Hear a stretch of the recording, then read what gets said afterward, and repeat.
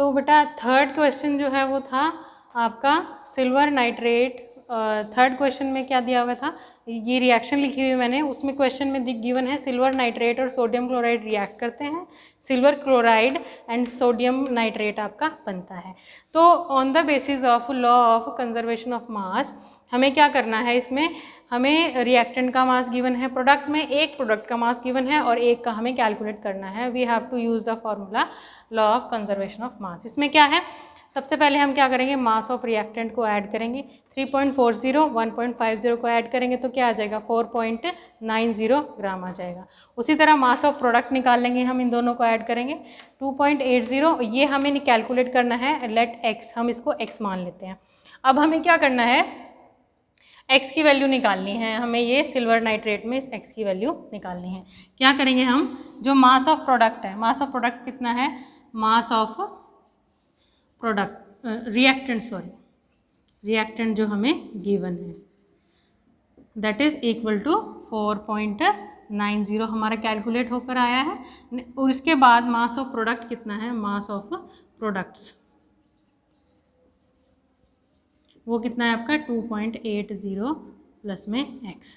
अब हम ये according to law of conservation of mass ये क्या होना चाहिए, इक्वल होना चाहिए, ठीक है, it should be equal according to law of conservation of mass, ठीक है, रिएक्टेंट का मास प्रोडक्ट का मास इक्वल होना चाहिए। तो हम यहाँ पर x की वैल्यू निकाल लेंगे, -2.80 इज इक्वल टू x। तो x की वैल्यू कितनी आई, 2.10 ग्राम आ गई। तो यहाँ पर हमने इस लॉ को यूज़ करके किसका मास निकाल लिया, सोडियम नाइट्रेट का मास आ गया हमारा 2.10 ग्राम। नेक्स्ट क्वेश्चन जो था वो ये था आपका कि एटॉमिसिटी बतानी थी आपको, एलिमेंट्स दिए गए थे उनमें एटॉमिसिटी आपको कैलकुलेट करनी है। इसमें देखिए 2 एटम है, इस 2 का मतलब क्या है, ये जो आपके ये जो आपका फ्लोरीन है ये 2 एटम प्रेजेंट है इसमें, तो एटॉमिसिटी कितनी होगी इसकी, 2 हो गई इसकी एटॉमिसिटी।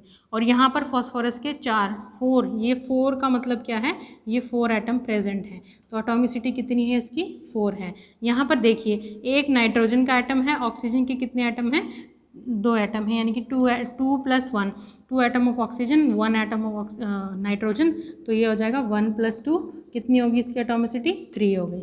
उसके बाद carbon atom are 2 and we have hydrogen atom 6 hydrogen atom + 2 carbon atom, total कितने हो गए 8, तो इसकी एटॉमिसिटी होगी 8। अब इसके बाद इसकी एटॉमिसिटी देखिए, we have 10 oxygen atom 4 phosphorus atom, phosphorus के 4 एटम एंड ऑक्सीजन इज 10, तो टोटल हो गया आपका 14, इसकी एटॉमिसिटी कितनी होगी 14 इसकी होगी एटॉमिसिटी। उसके बाद है ऑक्सीजन O3 में कितने एटम हैं, ये 3 एटम हैं, ठीक है। जो फुटर लिखा जाता है ना बेटा, फुटर, इसका मतलब क्या है, वो उसकी एटॉमिसिटी है। फुटर यानी कि नीचे की साइड, जब एटम के नीचे के पैर की साइड लिखा जाए तो क्या होता है, वो एटॉमिसिटी होती है। तो ये ऑक्सीजन की ओजोन की एटॉमिसिटी कितनी है 3 होगी इसकी एटॉमिसिटी। यहाँ पर एटॉमिसिटी कितनी आएगी, 2 हाइड्रोजन एटम है और 2 ऑक्सीजन एटम है, यानी 2 with hydrogen atom added with 2 oxygen atom we will get 4, 2 + 2 ये हमारे पास एटॉमिसिटी आ गई इसकी 4। उसके बाद यहाँ पर ये क्लोरीन है बेटा, ये C और L इसका सिंबल है, ठीक है, ये अलग अलग एटम नहीं है, ये एक सिंगल एटम है, ये एक एटम है। तो यहाँ पर एटॉमिसिटी कितनी होगी 1 + 1 = 2। और यहाँ पर एटॉमिसिटी, ये एक एटम कार्बन है और ये हाइड्रोजन 4 एटम प्रेजेंट है हाइड्रोजन के, ठीक है। तो 1 carbon atom + 4 hydrogen atom, atomicity is 5। यहाँ पर ये Ag जो है एक ही एटम का सिंबल है, G और A अलग नहीं है, ये सिल्वर का सिंबल है, इसीलिए आपको बोला गया था पहले आपको सिंबल लर्न करने हैं, first you have to learn the symbol. अगर आपको सिंबल ही पता नहीं होंगे तो आप एटॉमिसिटी या मास कैसे कैलकुलेट कर पाएंगे। सिंबल और एटॉमिक मास लर्न करना बहुत ज़रूरी है।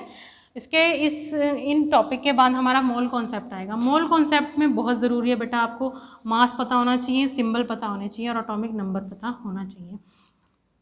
तो इसमें एटॉमिसिटी 1 आएगी क्योंकि ये सिंगल एटम है। हीलियम, ये भी एक ही एलिमेंट का सिंबल है, जिसका एक एटम का सिंबल है ये He, ठीक है, तो ये 1 है एटॉमिसिटी इसकी। अब आते हैं हमारे आयंस की बात। आयंस में भी सेम वैसे ही होता है। इस आयन का एटॉमिसिटी पे कोई फर्क नहीं पड़ता।